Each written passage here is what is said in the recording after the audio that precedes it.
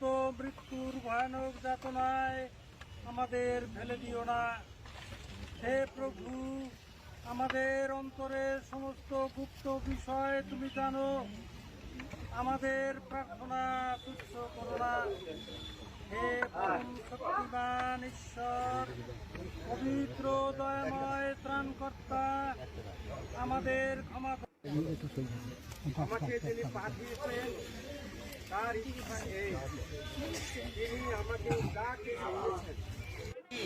মাটিতে মাটি, ভস্যে ভস্য, ধুলায় মিশে যাক।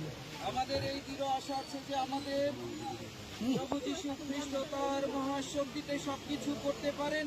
তিনি তার এই সন্তানকে পুনরুজ্জীবিত করে তার গৌরবময় দেহের সংরূপ করে নেবেন। আমরা সকলে বলি আমেন।